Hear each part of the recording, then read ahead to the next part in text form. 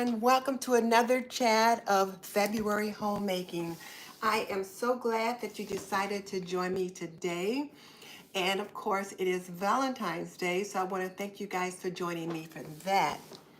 So I had a little technical trouble when I tried to go live before, so hopefully this one is working out all right. If you can see me, you can hear me, say yes, I can. And so if you can see me, if you can hear me, just type yes, I can in the chat. Okay, I see a little heart, so I know somebody is out there and they can hear me.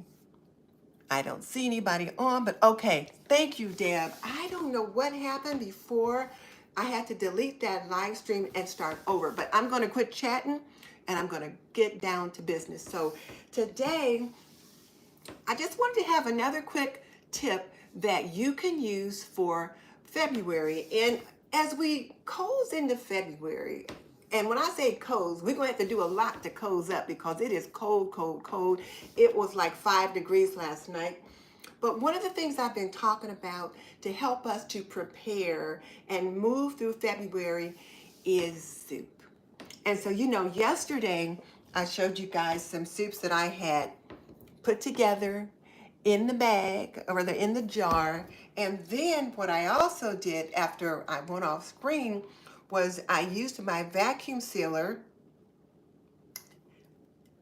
and I sealed the top. Now I put a little lid on here, a label on here so that I know what's in it. And I'm also going to put the instructions, like I'll tape it to the side of the jar. But I did that off screen, and I'll show you that here today too. I've got a jar of just beans that I'll just kind of vacuum seal those, and let's hope it works. Because yesterday when I was trying to do it, I was having some trouble with it and I couldn't get it to work. And I said, honey, this isn't working. He came in here, and then it was working. So don't ask me why. I must just have needed his magic touch. But one of the things that I wanted after we did all those soup mixes yesterday, I wanted some soup for dinner. So I made zuppa Toscana soup, and it is a copycat recipe for Olive Garden. I found it online, and I will link it in the description box below so you guys can check it out if you want to. But it is absolutely amazing. And the nice thing about the zuppa Toscana soup is that it serves 6 to 8. And depending upon the size of your people, it might even serve a few more. So for us, it serves 6 to 8. So we had some for dinner yesterday. And then we also had these, they're artisan Parmesan garlic and herb ciabatta buns. Oh, they were so good. They were just absolutely delicious with that soup. And so I made that for dinner. And with the zuppa Toscana, you've got like Italian sausage. And I use sweet Italian and not hot Italian. I use sweet Italian and the kale and all of that. But like I said, I'll link the recipe in the description box. So it made a huge pot. So as I talk to my homemakers, one of the things that I am encouraging you guys to do is portion out something for later right away. So that was what I did. Well, after dinner, I did that. So I took this container and this container and I filled them with soup. And what I did was I took a scoop and kind of drained most of the liquid out of it and filled up each of these containers with equal amounts of like the soup mixings itself. And then there was a pot left full of broth.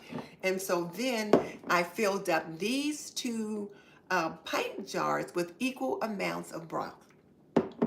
So we are having zuppa Toscana soup today for lunch. So I got a big pot right here, and it's all warmed up and it's ready to go. And then we'll have those buns with that for dinner today. And what I'm trying to decide is whether or not I'm going to put this in the freezer and this in the freezer, because you can freeze these jars. If you guys remember, there is a fill line for freezing right here. I don't freeze in these jars just because you've got the shoulders and then you've got the neck. And when I've done that, I've had several to crack. So I don't freeze those jars. But these freeze pretty good. And then I've got these ball leak-proof lids that I put on them depending upon what I'm using it for. Like I do my chicken broth in here, as well as in my Rubbermaid ball plastic jars. But if they're full, then I'll go with that. So this is either going to go in the fridge, or I'm going to add maybe some vegetables to it just to kind of change it up and juice it up a little bit. You know, I love to add carrots in soup, so I might add some chopped carrots, some corn maybe, because corn would be good in this, some green beans. We'll see. What I don't like to do typically if I've got potatoes in soup is add rice, because I figure I've got my carbohydrates covered with the potato, so I don't tend to add rice to dishes with potato in it, but we'll see. So that's what we have for dinner, and that's what we're having for lunch. So let me just see what you guys are talking about, because the chat is jumping. So happy Heart Day. Thank you so much, Deb. I appreciate that. Brittany said it's cold in Kansas too. Draw with me daily. Hey, you're back again. Thank you. The soup was absolutely delicious. And then Lynn says it's cold in Cincinnati. So, oh, that's a good idea. Put the directions on a recipe card, punch a hole in the corner, and tie it with a little string on the jar. That's a good idea. Then that way, when you use the jar again, you can just transfer it. And you know what? That's a good idea. Funny that you say that, because I've got, or at least I did have, yesterday when I made those and I had put like a little piece of like calico cloth on the top, I did have like a little piece of ribbon. So I could do that. I could just write the recipe on a card, punch a little hole in it, and either put a rubber band or ribbon and just tie it around the jar. Then it's there. So thank you. I appreciate that. That's what I'm going to do. That's exactly what I'm going to do. 30 degrees in Tennessee. -7 when she got up in southwestern Wisconsin. You know what, Mass Boy? My day has been interesting so far. So, you're new here. You haven't been with us all week. So, for those of you that know, we've been running back and forth up to the hospital with a family member. And so we went up there again this morning, got there, and our family member was down in dialysis. And, you know, that takes anywhere from 3 to 6 hours. So we couldn't see her. So we just came on back home because it's going to be a while before we could get back up there.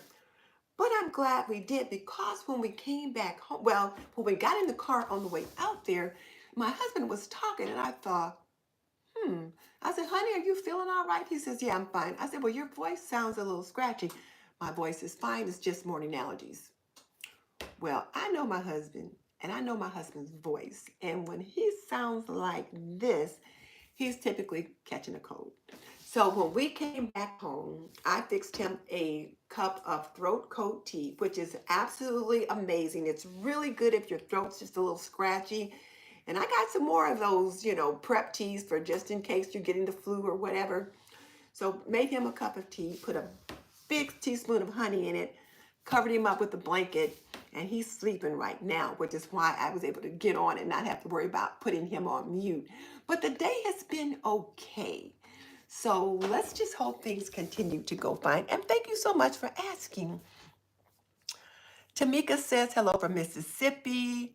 And then Monique is here from Charlotte. And you know what, Tamika, thank you, because I tell you what, my family member needs all the prayers right now that she can get.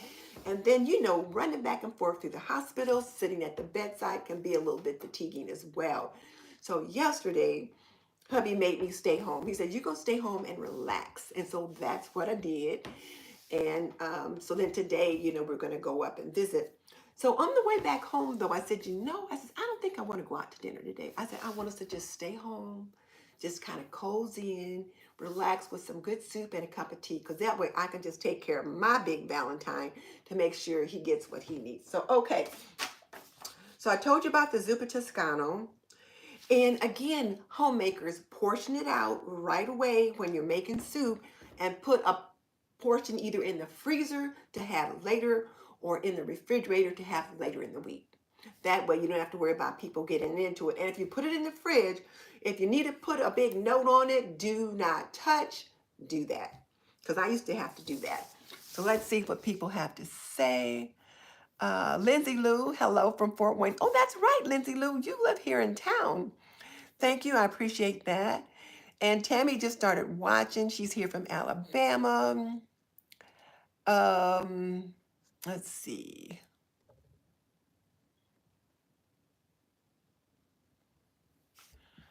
And so again, thank you, Michelle, for saying hello to me. I appreciate that.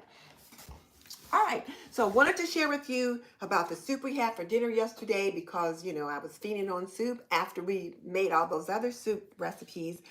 And then I want to give you guys a tip on glass jars because when I made those soup mixes, and let me just grab one out of the cabinet. I keep saying I'm not going to leave the screen, and I always end up having to leave the screen for something. So these were the soup mixes we made yesterday.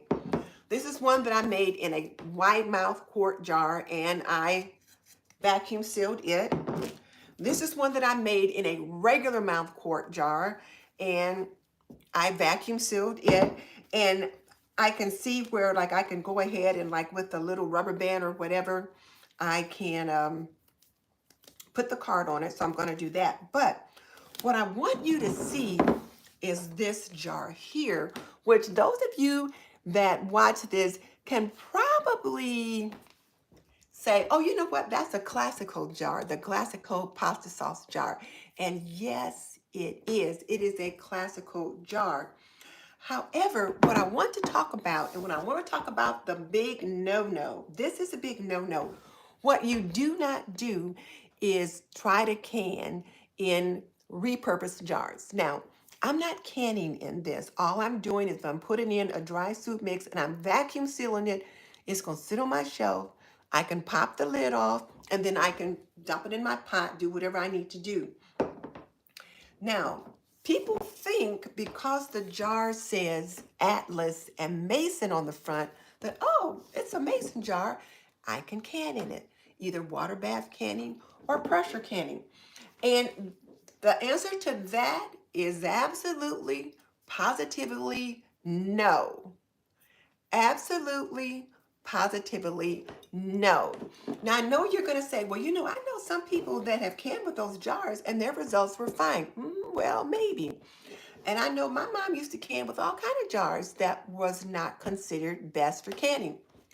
Best practice is that you use actual mason jars from places like Ball, Kerr, and other places like that. Now, let's talk a little bit about the Atlas Mason jars. Well, what I learned is that Atlas Mason was an actual company that did, in fact, make mason jars for canning way back in the day.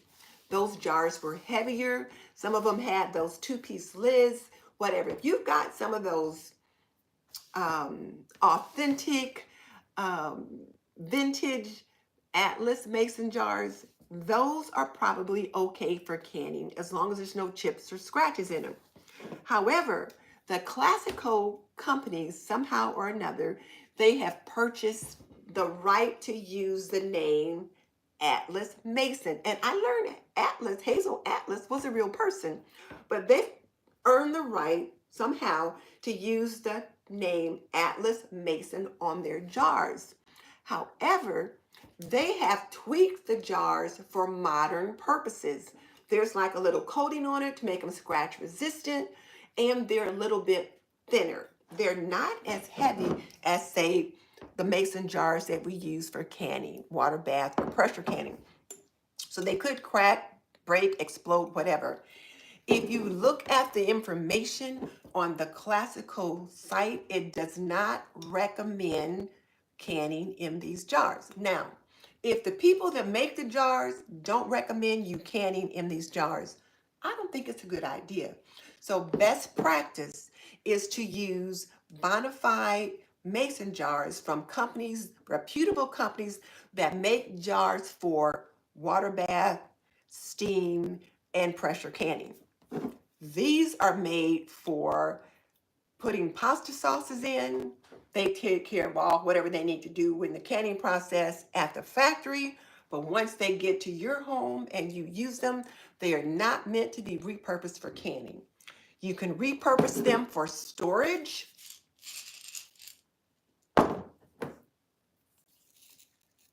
You can repurpose them for storage, And here's the other nice thing is that, you know, the lid is the same size as the regular mouth canning jars. So, but this is what their lids look like. But the nice thing about these though is that I can vacuum seal them like I did this one for the soup. Now let me show you how I vacuum sealed that soup. So yesterday, after we were all done, I thought, okay, let me get these vacuum sealed so that they're pretty good on the shelf. And so here's my Food Saver vacuum sealer. And then I have some accessory pieces. So this comes with my vacuum sealer. And it tells you on here, the green side is to the vacuum sealer. So I stick it in there. There's a little place here that says handheld or accessory. This side goes into the accessory. Wide mouth accessory, regular mouth accessory. I almost said wide mouth and small mouth, but we're not talking about bass. We're talking about wide mouth accessory and regular mouth accessory. So I'm going to take the lid off. And what I've learned is you can repurpose the lids for this vacuum sealing, but you cannot repurpose lids when you're canning. So I'm going to put this on like so. Now, like I said, I had a little trouble with this yesterday. They didn't want to work for me. So I called my hubby in and he came in and zip, zip, zip, he had it working. So let's hope. Let's hope it works for me now that I'm live on camera. So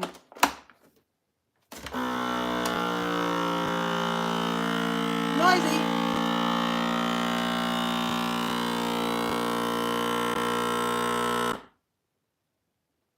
And then I wait until the lights stop flashing.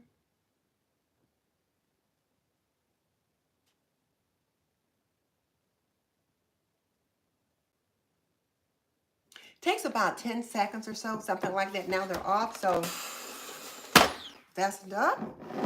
Now here's the truth. We'll see. Hopefully it works since I'm live. Be just my luck that it wouldn't. And it didn't work. Like I said, and I did one just before I came on live and it works just fine.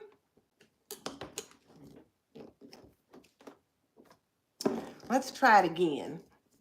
I must be doing something wrong. Noise. And like I said, I did one just before we came on live. As a matter of fact, it might have been this one, and it worked just fine. So hopefully this one will work. But it does do what it's supposed to do most of the time, except when I'm on live, I guess. So let's see what people are saying while we're waiting on that to do. But yeah, how interesting. Yeah, this is interesting. And so, hey, everybody, glad you guys are here today. We're just giving you guys just a few tips on homemaking for February. So now,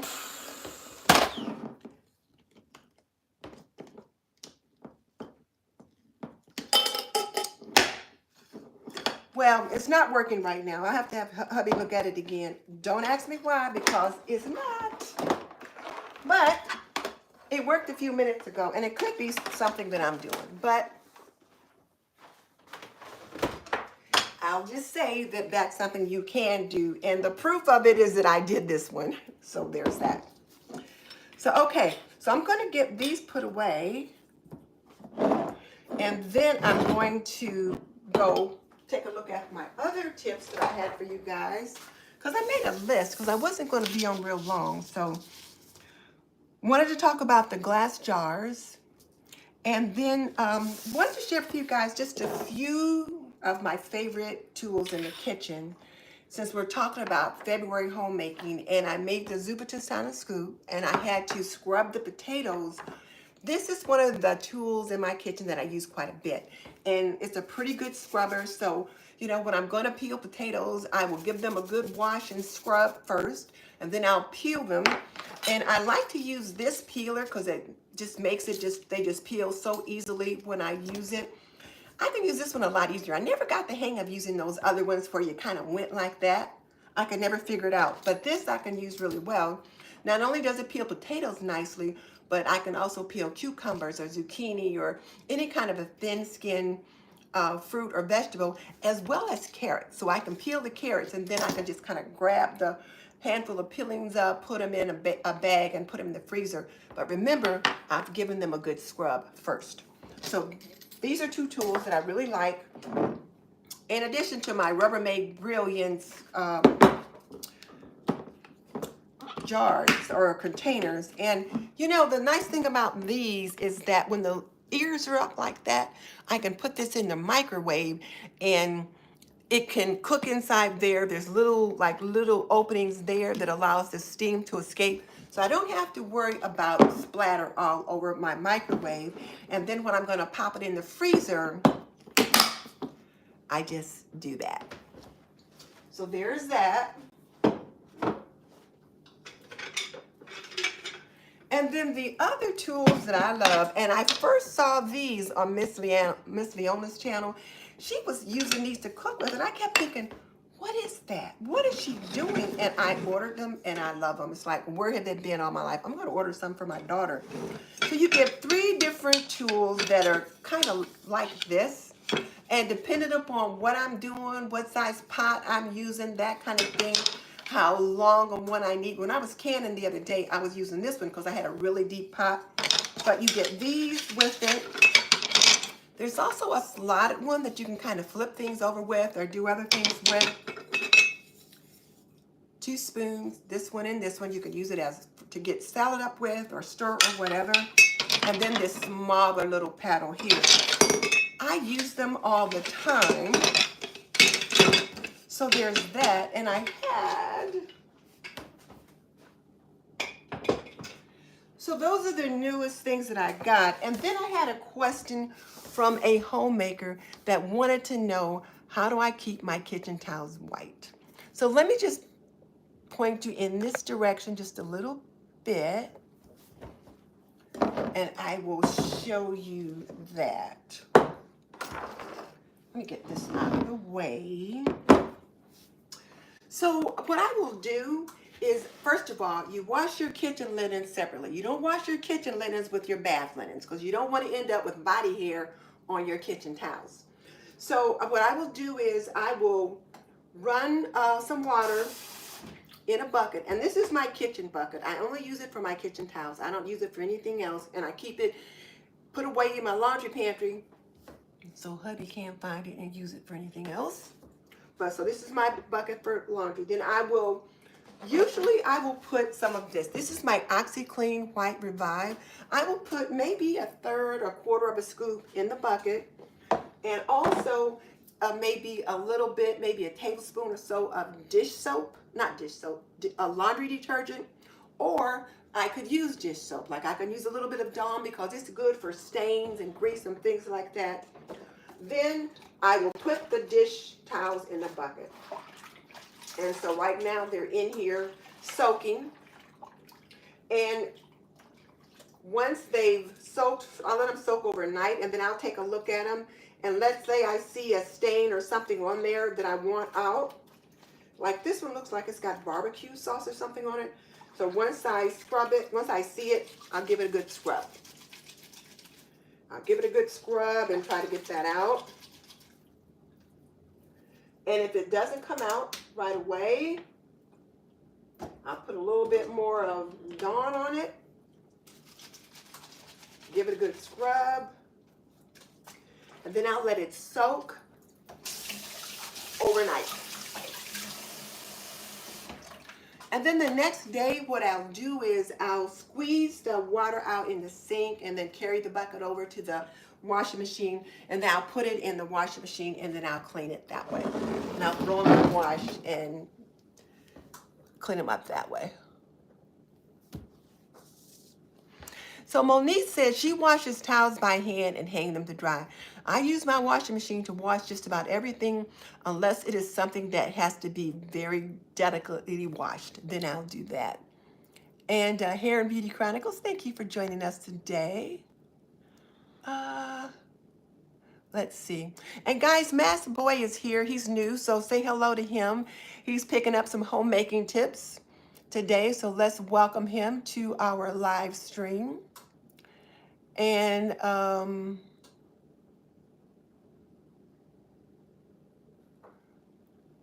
let's get rid of that.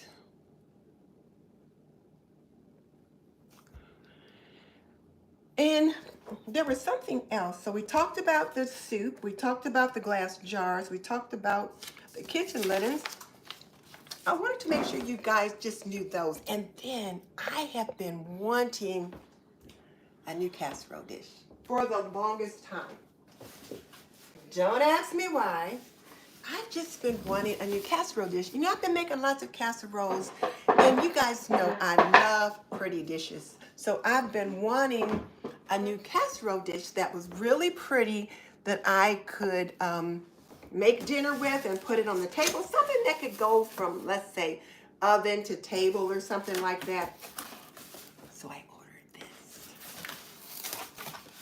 So haven't opened it up yet, so we'll see what it looks like.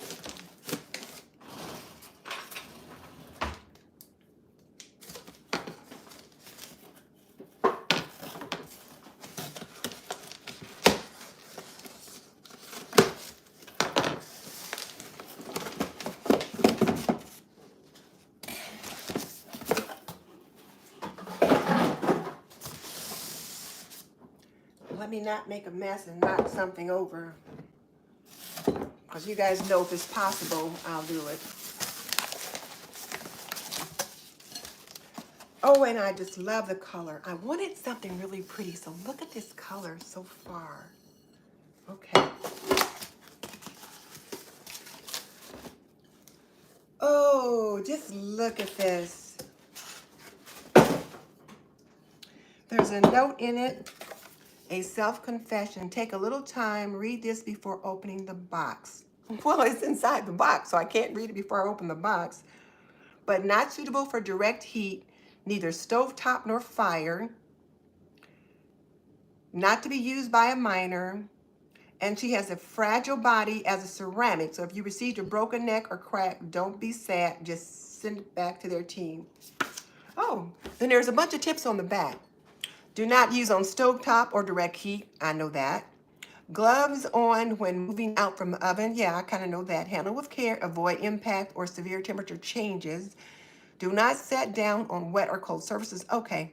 All the typical stuff that you would expect when you're using a casserole dish.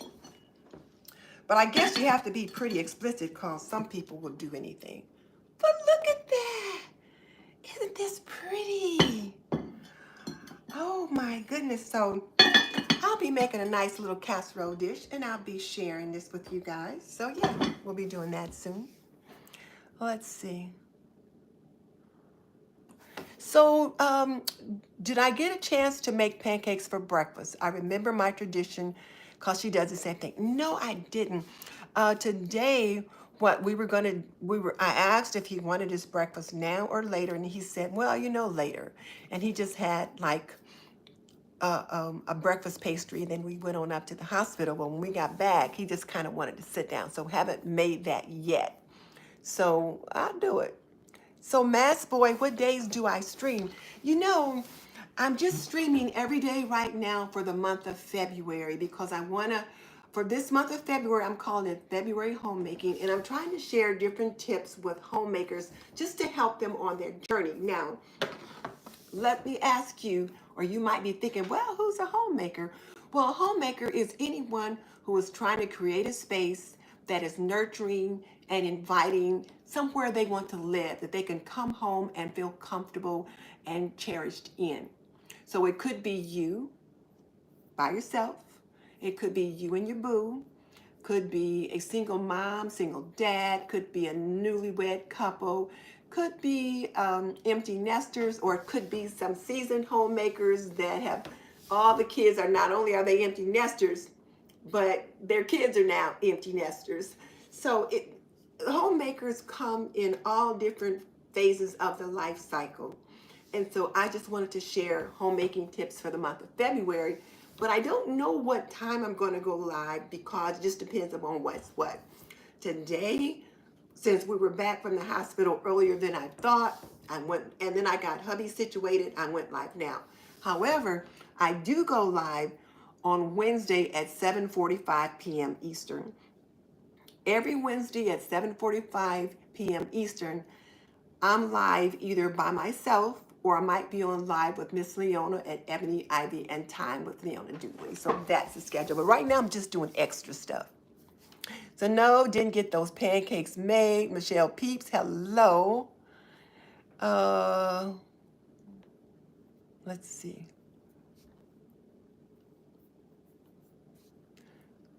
Let's see. So Monique, I'm not washing hands by towel. No way, no way, no how. Tam, did you give a try to that chat GPT and then asking them to kind of help you sort out a meal plan with prices and all that stuff for your family for a week or whatever? Let me know if you did. Donna J says she's a little cringy about laundry that she washes her clothes separate from her hubby's and sons. Well, Donna J, that just depends. Baby clothes, you wash separately, always. When they get to be about 4 or 5, you can wash all your children's clothing together. You probably could wash some adult clothes with the children's clothes. However, I prefer to wash children's clothes, separately. And then I can do hubby and my clothes separately. And it depends upon what kind of clothes you have. For example, when my husband was working and he had to wear white shirts to work every day, I washed those white shirts separately. I call those my soft whites. And I washed them separately. I used quite a bit of this white Revive because they had to be white and no ring around the collar. So I washed those separately.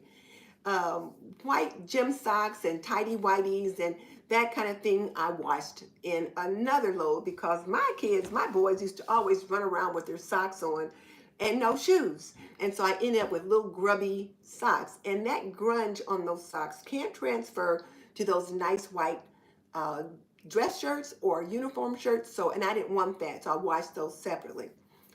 When I was working in the hospital and I was wearing scrubs to work, I watched those separately because I didn't want to bring home things from work and then put that in the load with my family's clothes and then get that on their thing. So I washed my work clothes separately.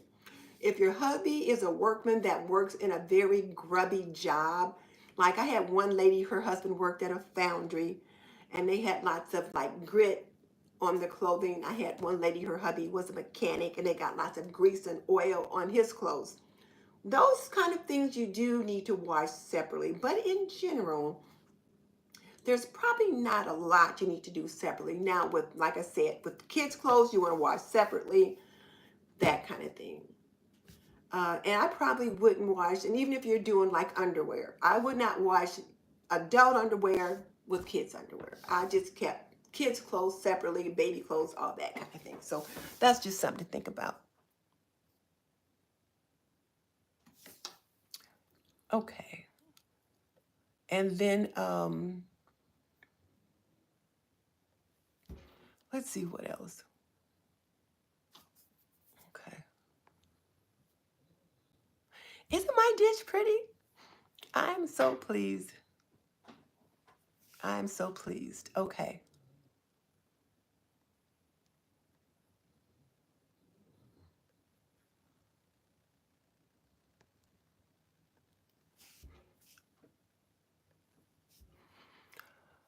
Yes, thank you. Thank you. Thank you. Okay, guys. I think that's what we were supposed to hit on today. And you guys know I don't like to keep you on just to chat, or if I don't have anything to say, I won't keep you on here talking. So I won't be on tomorrow. I have just got to get some rest, and so I told you guys a couple days ago, we have live streams every day till Friday. Saturday, I'm going to be off. Sunday after church, we'll see whether or not I'm on or not. I might need to take Sunday off, but I'll be back definitely on Monday, and then we'll try to finish out. We'll get back at it. February homemaking. And you guys can leave me a comment in the comment section below and let me know, what is it you want me to talk about? What other tips do you want me to give as we try to do more tips to take care of our needs for our family for February homemaking? And I'll see you guys next time. Bye.